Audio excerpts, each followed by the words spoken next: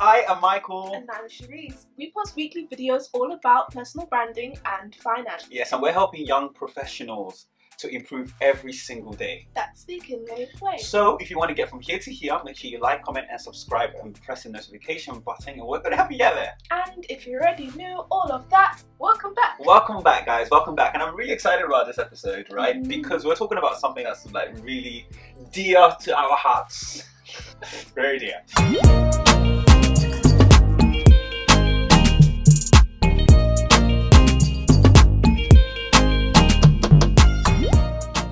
Especially because like now we're in a pandemic, now is the time to really start thinking about diversifying your income or creating multiple streams of income. So this is really, really relevant. Well, we're going to be giving you guys advice on things to think about before you launch your business. Maybe a kind of semi-full rundown on just like the basic things you need to be thinking about to actually have a successful launch, right? I currently run a multimedia agency, so I have some experience to talk about, and Cherise has obviously run an online business as well, quite successfully.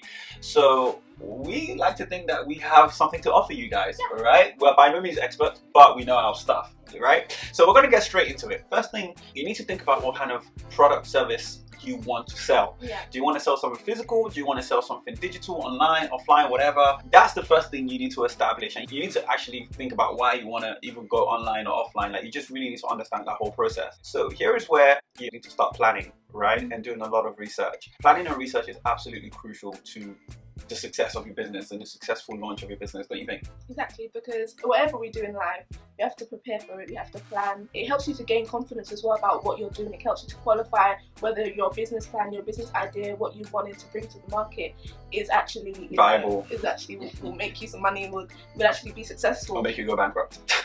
Yeah, exactly, and you can mitigate those risks. Yeah. And see what's out there, what's not working, what is working, how to improve a thing. You need to think about, okay, what problem am I solving with this business that I'm starting? This is the problem that I see, and I need to put my services out there. This is the solution that you're going to be bringing to somebody. I like that sentence. What problem are you solving? And if your business isn't solving a problem, it's probably not going to last very long.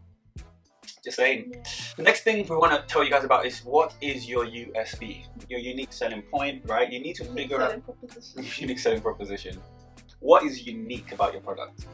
And you need to be able to answer that and articulate that in a very clear way. And your unique selling proposition, or whatever is unique about your business, doesn't even necessarily have to be something incredibly complicated. It could be the way you make your product, like how you source the material for your product. It could be around your branding. It could be around your messaging. It could even be your price. Yeah. Right? So what is unique about you? Why should I choose you over someone else that's doing something similar? Yeah. The next thing is, oh, this is so important. Like, this kind of goes back to the whole research and planning thing. You really need to understand if there is a market for what you're providing or your product is doing. There needs to be a market for it. You need to understand who are the big players in that market, right? Are you competing against people that have been in that market for a very long time, or are you competing against people that are just starting out like you? You just need to really understand the market, because you're going to understand how to position yourself against everyone else that's in your market space, don't you think? Yeah, because as Michael was saying, there has to be a market for it first of all. And you have to make sure that it is in demand, it is a need that people have, it is something that there's other people doing, because you don't want to be the first person to do anything, because, okay, it could work out, you could blow, it could be really amazing for you, but chances are somebody's tried to do that before and it just didn't work out. That's why there's no market for it. That's why you think that it's original, but there's nothing new under the sun. So if you get into business and you see that there is a lot of competition here, you can see it for one as, oh no, it's too oversaturated, there's too much going on here, I don't need to make it. Or you could be like, this is best place for me to learn, because I can see there's so many people doing it, I can find out how they're doing it, how they're being successful. Then you can really make a place for yourself, because people buy from everyone. I buy from anywhere. So think about, this is the big players in the marketplace, as Michael was saying. These are the people that I could learn from. These are the people that they're not cutting it. I need to make a better product. That's how you continue to grow and develop your own business, your own ideas, your own plan and research. Do you have capital?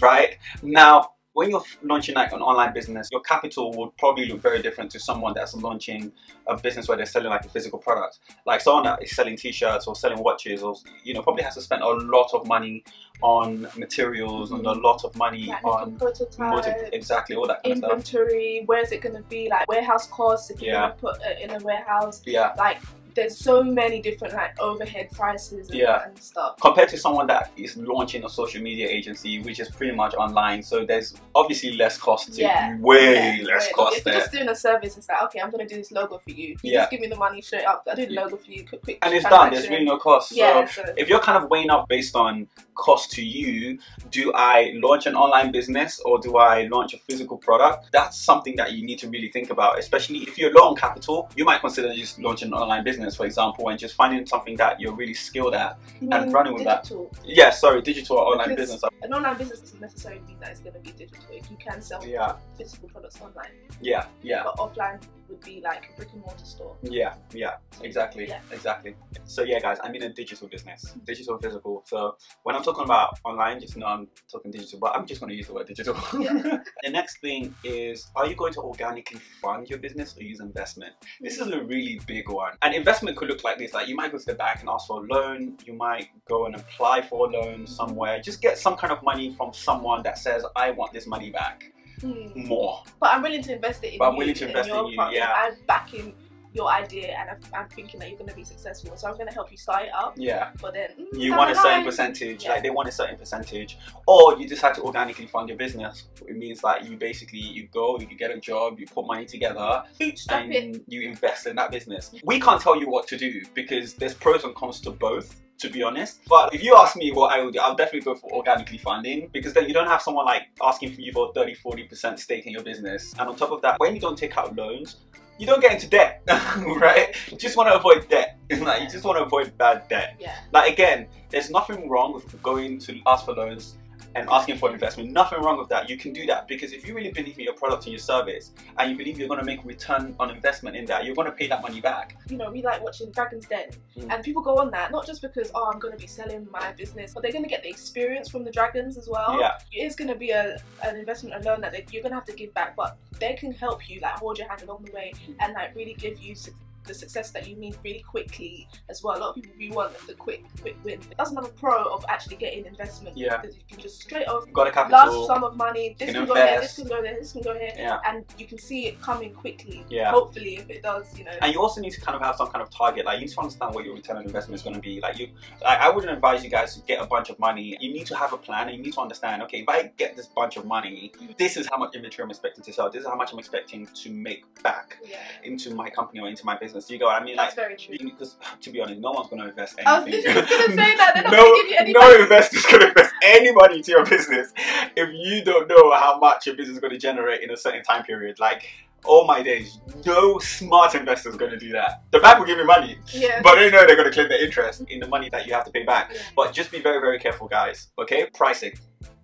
strategy. Earlier I said sometimes pricing can be the difference between me using your service or someone else's service. I did economics, and there was this thing called penetration pricing, and the idea of penetration pricing was to go in low, get into the market, and then bring your prices up. Do you get what I mean? We talk about that a lot, especially online. Do you get what I mean? Give your best product for free, and then, you know, you're in the market, you get customers, you build your market share, and then because of trust in your product, reviews, and everybody's talking about it, it's a buzz because they're getting it for free, they're getting it for really low, a really cheap and if price. It's a really good product, you enter the market, you build trust, you're going to make that money, and then you can start to charge what you want to charge. I'm not trying to say you need to start low so that people no. Like, but also be very, very careful if you want to start really, really high as well, because you can just completely price yourself out. Like, so just be very careful, and this is where the research comes in as well. Like, go and look for products similar to yours and find out how your competitors are pricing their product, and then kind of understand what the average is in the market, and then build your pricing off that, if you get what I mean, depending on how saturated the market really is. Definitely, especially if you're doing any kind of product like t-shirts or like mugs or anything.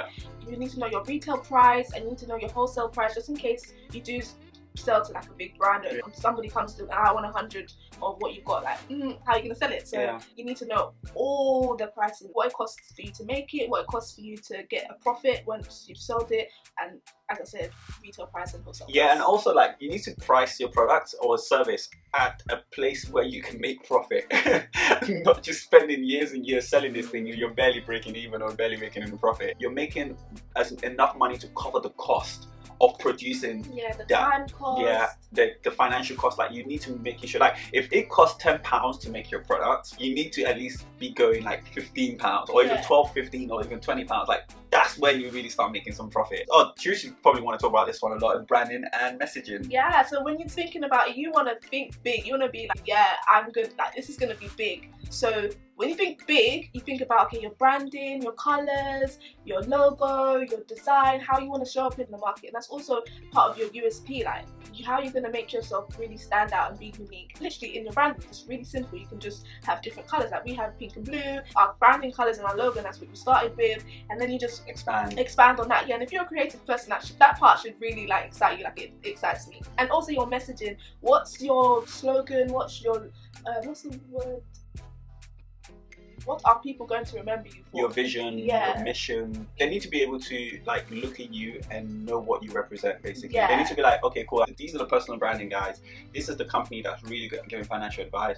This is the company that sells really good t-shirts. Like, the t-shirts are quality, they're ethically made, eco-friendly, all that kind of stuff. Like, what do you want people to know you for? And it kind of links to personal branding as well. Exactly. You know? And that's the message that you want to continually tell the market, tell the customers, tell everybody, and let your customers tell their friends and family. This message has got to go like far and wide. But obviously over time you're going to really be specific, and you're going to really hone down on what your actual message and what your core is that you're going to spread. Exactly. Know your audience. So important. Seriously, like, talk about this, because you're always talking about audience. As you're doing the market research, as you're really looking into who's there out there, one of the things that make you stand out is who you sell to. So you could do makeup, and lots of people do makeup, but you could do makeup for women that actually have like acne prone skin, or you can do makeup for those women that have like something that's really unique, really special. These kind of women have been through this kind of experience, and these are the kind of women that are going to be giving this solution to their problems. They have a need, and like women, I totally get it. You just basically just know your audience and know what your audience needs, right? Different audience need different things. So it's just basically understanding, okay, this is the age I'm going for. I'm only going to be able to sell to 18 to 25-year-olds. There's certain companies that do that. Oh, they focus, okay, let's go for the 18 to 25-year-olds. Certain companies that make certain products based on, you know, sizes of women, or like just be very, very specific in terms of who you're targeting, because then everything in your company just needs to be really, really consistent. It just makes everything easier once you know who you're going for. And the pain they're feeling. That's the really important thing, actually. And when you think about audience, you have to start really small. You have to think about one person, and that one ideal client, and that one dream customer, this one avatar that you're going to make. Like, we've had to do that with our business. Like, we're thinking, okay, because we do for both men and women, so we have a male avatar and a woman avatar. We can go deeper into all of these things later, but you need to think about one specific person. Like, that's the person that you're really doing all of your advertising, your marketing, and speaking to one person, and that person eventually becomes that big audience, because there's not just one person in the world that is going through that one particular problem. But if you focus on that person's pain, that's where you start to see things grow and like snowball effect into other people's lives that you're helping. Do you need a team, and are they paid or not paid? As your business grows, your capacity to manage everything yourself will probably become more and more limited. So you will need a team. Do you want to pay them? Do you want to not pay them? Are they voluntary? These are things you're going to need to factor into when you're writing your business plan and you're thinking about your cost. And by the way, no one wants to work for free. So you start off, it's just you're the solopreneur, you're going to be doing everything. You're going to be doing the copywriting, the marketing, the ads, you're going to be selling it, you're everything, you've got all the hats. But then you have to think about down the line, okay, I can't do everything. You're going to have to be thinking about, who am I going to outsource this to, at what time, at what point, what are the things that I'm really good at that I know that I'm going to continue to do before I can get to, CEO stages. What do I don't really like to do, and I know somebody else can do it better than me in a quicker time. You need to start thinking, okay, I need this person in my team, that person in my team. If you're going to eventually need a team, as your business is growing, as you're making money, as you're making profit, and you're going to start hiring, what you're making needs to cover the cost of those people always. Or you might want to just, okay, you can't afford to have somebody permanently. You can look on places like Fiverr, people per hour, where you can just hire someone for like those quick little projects here and there. That's always going to help you to get to the next level quicker. Like, when you think about your team, it doesn't have to be like right with you all the way, permanent people on your payroll. You can think about, okay, somebody somewhere in the world helping you to move your business further forward. And legalities as well. Like, so when you want to register your company, like you want to register it as like a sole trader, you want to register it as a private company, like all these kind of things are really, really important. This all comes down to research and ask for advice. Like, speak to people that have done it, been there, done it. do not be afraid to ask for help and ask for direction. And this is the one thing that kills young business starters. They just want to do everything by themselves. They don't want to learn. They don't go and do the research. Or they ask the wrong people. That's the wrong people. There's so many people that have businesses that are not even legal. Like, they're never registered. So guys, like, if you have a business, do register your business. Well, at least know when the right time is to register your business. Yeah. Like, when do I become a sole trader? When do I become a limited Because it's usually when you're making a certain amount of money. Exactly. Yeah. You need to know when that is. You need to know from the get-go, do I need to be declaring myself self-employed? Yeah. Do I need to be telling HMRC about my taxes, or wherever you are in the world? You need to know about all of these things, because they will come to you and they will be like, hello, where's our money? Like, they'll penalise you. Yeah, and finally, it's just where do you want to get to? What's your end goal? Like, what do you want to achieve? When you look at your business in 5 years' time, in 10 years' time, 15 years' time, where do you want it to be? And if you can clearly articulate this, you're on the right path. Do you want to eventually sell this business? Do you eventually want to be able to pass it on to your family members or to your children?